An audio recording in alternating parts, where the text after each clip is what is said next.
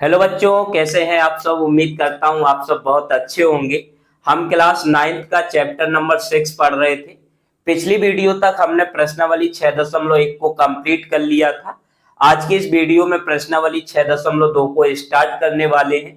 प्रश्नावली स्टार्ट करने से पहले उसके बेसिक कॉन्सेप्ट को समझना बहुत जरूरी है। यदि आप किसी भी प्रश्नावली के बेसिक कॉन्सेप्ट को नहीं समझ रहे हैं, इसका मतलब है आप क्वेश्चन को डायरेक्ट रट रहे हैं।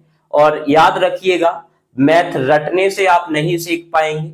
यदि आपको मैथ सीखना है तो उसके बेसिक कॉन्सेप्ट को समझना पड़ेगा, क्वेश्चन की प्रैक्टिस करनी पड़ेगी, तभी आपका मैथ सब्जेक्ट मजबूत हो सकता है। हमारे साथ जुड़े रहने के लिए हमारे चैनल को सब्सक्राइब करें। यदि वीडियो अच्छी लगे और आपको लग रहा हो कि हम वीडियो से कुछ सीख रहे हैं, तो अपने दोस्तों तक एक बार शेयर जरूर करें। तो आइए आज की इस वीडियो में समझते हैं प्रश्नावली 6.2 का जो बेसिक कॉन्सेप्ट है उसको। तो आज की इस बेसिक कॉन्सेप्ट में हमें क्या सीखना है बेटा, हमें समझना है। मान लीजिए यदि हमारे पास दो समांतर रेखाएं हैं। समांतर रेखाएं आप सब लोग जानते होंगे बेटा, ऐसी दो रेखाएं होती हैं जिन्हें अनंत तक बढ़ाया जा सके लेकिन वो कभी भी एक दूसरे को प्रतिच्छेद ना करें। या ऐसा बोल सकते हैं कि दोनों रेखाओं के बीच की दूरी हमेशा क्या होती है, बराबर होती है। तो यहाँ पे हमने मान लिया कि हमारे पास दो समांतर रेखाएं हैं। एक रेखा बेटा ए बी है और एक रेखा हमारे पास क्या है बेटा, सी डी है। यदि कोई रेखा इन दोनों रेखाओं को प्रतिच्छेद करेगी तो उस रेखा को हम तिर्यक रेखा कहेंगे। उस रेखा को क्या कहेंगे बेटा, तिर्यक रेखा कहेंगे। यहाँ पे हर एक नाम को आप याद रखना, क्योंकि नाम का भी मतलब होता है और हर एक नाम का अपना एक अर्थ निकल के यहाँ पे आपको देखने को मिलेगा। इसलिए हर एक का नाम आपको याद रखना। जैसे यहाँ पे हमने समझाया है कि जब दो समांतर रेखाओं को कोई एक रेखा प्रतिच्छेद करेगी तो उस रेखा को बेटा तिर्यक रेखा कहते हैं। क्या कहते हैं, तिर्यक रेखा कहते हैं। आपको यहाँ पे इसको याद रखना है। जब दो समांतर रेखाओं को एक रेखा प्रतिच्छेद करेगी तो उस रेखा को क्या कहते हैं बेटा, तिर्यक रेखा कहते हैं। और तिर्यक रेखा समांतर रेखाओं के साथ जो है वो कुल मिला के 8 कोण बनाती है। कौन कौन से 8 कोण बनेंगे बेटा, इसको हम नाम दे रहे हैं कोण 1, इसको नाम देंगे कोण 2, इसको नाम देंगे कोण 3, इसको नाम देंगे कोण 4, इसको नाम देंगे कोण 5, इसको 6, इसको 7 और इसको 8। तो उम्मीद करता हूं कि यहां तक आपका क्लियर होगा। कोई भी प्रॉब्लम आपको यहां तक नहीं होने वाली है। सीधा हमें याद रखना है कि जब दो समांतर रेखाएं या दो समांतर रेखाओं को कोई एक रेखा प्रतिच्छेद करेगी तो उस रेखा को हम तिर्यक रेखा कहते हैं। और तिर्यक रेखा समांतर रेखाओं के साथ कुल मिला के 8 कोण बनाती है। इन 8 कोणों को हमें 4 भागों में विभाजित करना है। और वो भाग कौन कौन से बेटा, तो सबसे पहला है संगत कोण। कौन सा है बेटा, संगत कोण। कोण किसका संगत कोण है, इसी चीज को हमें यहाँ पे समझना है। तो यहाँ पे बेटा जो कोण 1 है वो कोण 5 का संगत होगा। कैसे संगत होगा, और संगत कोण बेटा एक दूसरे के कैसे होते हैं, बराबर होते हैं। इसका मतलब है कि कोण 1 बराबर होगा किसके, कोण 5 के। संगत कैसे हुए, आइए इसको समझते हैं। तो सबसे पहले आप देखोगे कि जो कोण 1 है वो तिर्यक रेखा के एक साइड बना है और समांतर रेखा के ऊपर है। इसी प्रकार से जो कोण 5 है वो तिर्यक रेखा के एक साइड है और समांतर रेखा के ऊपर है। इसीलिए जो कोण 1 है वो कोण 5 का क्या होगा, संगत कोण होगा। और संगत कोण एक दूसरे के कैसे होते हैं बेटा, बराबर होते हैं। तो अगर क्लियर है तो आप कमेंट बॉक्स में एक बार जरूर लिख दें कि सर हमारा यहां तक क्लियर है। इसके बाद जो कोण 2 है, कोण 2 का संगत कोण कौन सा होगा बेटा, कोण 6 होगा। कोण 2 का संगत कोण कौन सा हो जाएगा बेटा, 6 हो जाएगा। इसी प्रकार से 4 का संगत कोण कौन सा होगा, 8। और कोण 3 का संगत कोण कौन सा होगा, 7 होगा। तो पहला जो कॉन्सेप्ट है वो आपको यही याद रखना है कि जब दो समांतर रेखाओं को कोई रेखा प्रतिच्छेद करेगी तो कुल मिला के 8 कोण वहां पे बनेंगे और उनको 4 भागों में बांटना है हमें। उनमें से पहला जो भाग है वो है संगत कोण, और कौन किसके संगत होगा इस चीज की पहचान आपको करनी है। और संगत कोण हमेशा कैसे होते हैं बेटा, बराबर होते हैं। इसके बाद जो दूसरा हमारा ग्रुप है, दूसरा जो भाग है वो है एकांतर अंतः कोण। अंतः कोण बेटा, एकांतर का मतलब होता है जो क्रॉस में बने होते हैं। एकांतर का अर्थ क्या होता है, जो क्रॉस में बने होते हैं। और अंतः का मतलब होता है दोनों समांतर रेखाओं के अंदर बने हों, उन कोणों को हम एकांतर अंतः कोण कहते हैं। जैसे यहाँ पे देखो तीन का एकांतर अंतः कोण कौन सा होगा, 5 होगा, क्योंकि दोनों क्रॉस में भी बने हैं और दोनों समांतर रेखाओं के अंदर बने हैं, इसलिए कोण 3 कोण 5 का एकांतर अंतः कोण होगा। और एकांतर अंतः कोण भी कैसे होते हैं बेटा, बराबर होते हैं। इसी प्रकार 4 का एकांतर अंतः कोण कौन सा हो जाएगा बेटा, 6। तो कोण 4 बराबर हो जाएगा किसके, कोण 6 के। तो यहां तक भी आपका क्लियर होगा। तीसरा जो हमारा भाग है वो है एकांतर बाह्य कोण। एकांतर बाह्य कोण, अब एकांतर का मतलब है क्रॉस में बने हो, लेकिन बाह्य का मतलब है कि समांतर रेखाओं के बाहर बने हो। जैसे यहाँ पे एक का बाह्य कोण जो है वो एकांतर बाह्य कोण कौन सा होगा बेटा, 7 होगा। तो कोण 1 बराबर हो जाएगा किसके, 7 के। और कोण 2 का जो एकांतर बाह्य कोण होगा वो कौन सा होगा बेटा, 8 हो जाएगा। तो कोण 2 बराबर हो जाएगा किसके, कोण 8 के। इसके बाद जो चौथा और इंपोर्टेंट हमारा पार्ट है वो है तिर्यक रेखा के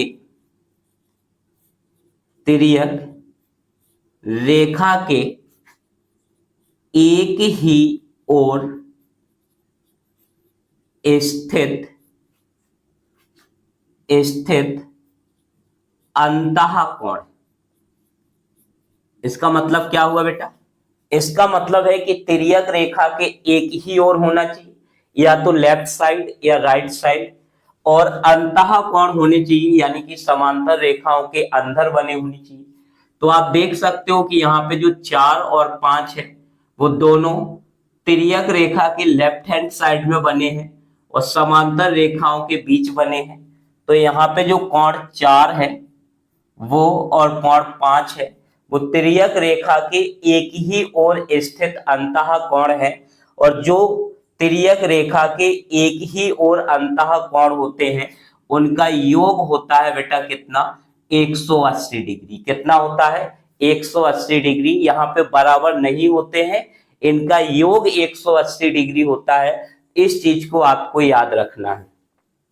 इसके बाद इसी प्रकार से जो कोण 3 है वो कोण 6 का भी तिर्यक रेखा के एक ही ओर स्थित अंतः कोण होगा। यानी कि हम कह सकते हैं कि कोण 3 प्लस कोण 6 बराबर हो जाएगा 180 डिग्री। बहुत ही इंपॉर्टेंट कॉन्सेप्ट है।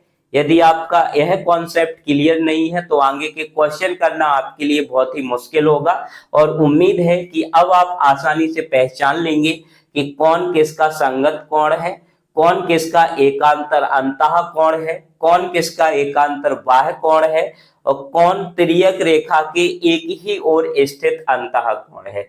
यदि आपका क्लियर है तो आप वीडियो को लाइक जरूर कर दें। और आइए अब समझते हैं उदाहरण नंबर 4 को। आइए समझते हैं उदाहरण नंबर 4 को।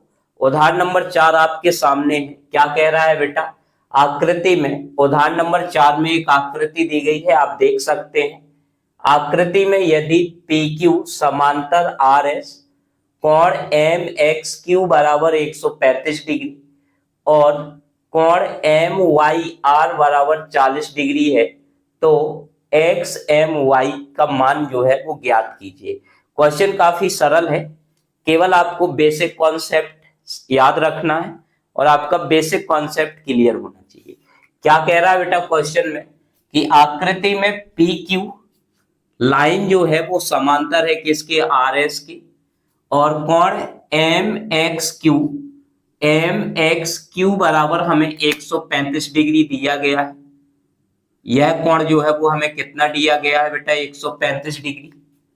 और कोण एम वाई आर बराबर 40 डिग्री, एम वाई आर बराबर कितना दिया है बेटा, 40 डिग्री दिया है। तो हमें यहाँ पे ज्ञात करना है एक्स एम वाई, ये वाला कोण जो है वो हमें ज्ञात करना है। अब बहुत सारे बच्चे यहाँ पे कंफ्यूज होते हैं कि सर अंदर भी एक कोण बन रहा है और बाहर भी कोण बन रहा है, तो आपको कैसे पता कि हमें अंदर वाला कोण ज्ञात करना है या बाहर वाला कोण ज्ञात करना है? तो यहाँ पे बेटा देख सकते हो कि यहाँ पे केवल लिखा है X M Y. X M Y का मतलब होता है हमें ऐसी वैल्यू मिलेगी जो 180 डिग्री से कैसी होगी, कम होगी। यदि हमें पीछे वाला कोण निकालना होता तो यहाँ पे क्लियर लिखा होता प्रतिवर्ती कोण एक्स एम वाई, जो कि हमने पिछली एक्सरसाइज में प्रतिवर्ती कोण के बारे में समझा हुआ है। तो आइए अब इस क्वेश्चन को सॉल्व करते हैं। तो सबसे पहले बेटा हमें दिया है, क्या लिखेंगे, हमें दिया है, क्या दिया गया है वो सबसे इंपॉर्टेंट होता है क्योंकि उसी से हम क्वेश्चन को आगे सॉल्व कर पाते हैं। तो हमें दिया है कि पी क्यू समांतर है आर एस की और कोण एम एक्स क्यू बराबर 135 डिग्री दिया है और कोण एम वाई आर बराबर दिया है बेटा 40 डिग्री। तो हमें ज्ञात करना है एक्स एम वाई। तो इसको ज्ञात करने के लिए हम सबसे पहले एक रचना करेंगे।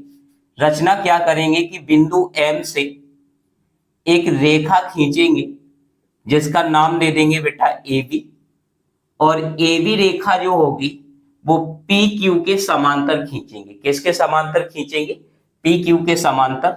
तो यहां पे हम एक छोटी सी हेडिंग डालेंगे रचना। क्या हेडिंग डालेंगे, रचना। और इसमें लिख देंगे कि ए बी समांतर पी क्यू, और पी क्यू समांतर आर एस के है तो यहां पे हम आर एस भी लिख दे रहे हैं। ए बी समांतर पी क्यू समांतर आर एस बिंदु एम से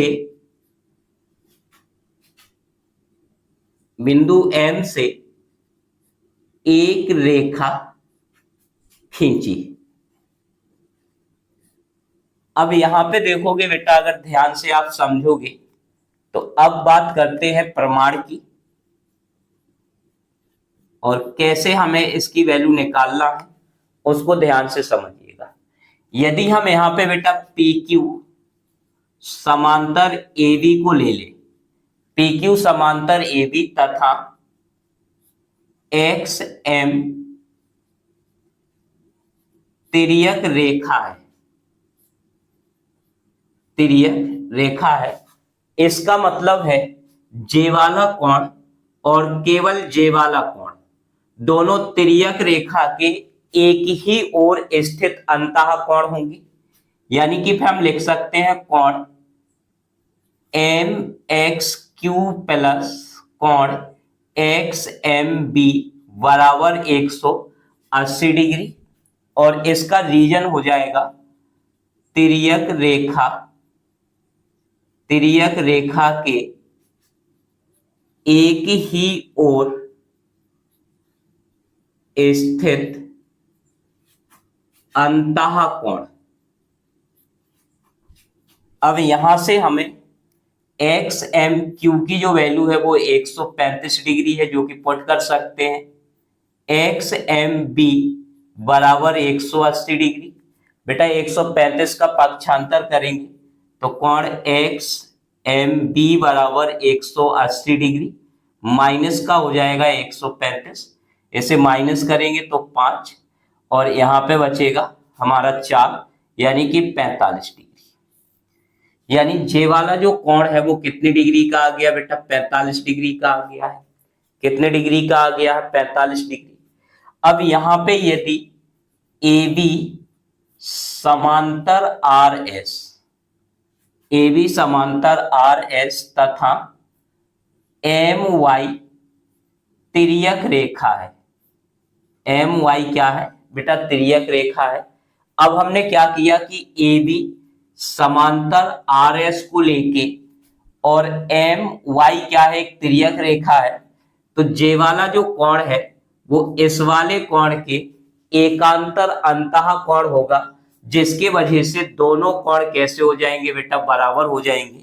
यानी कि कोण एम वाई आर बराबर हो जाएगा कोण किसके बेटा, वाई एम बी के।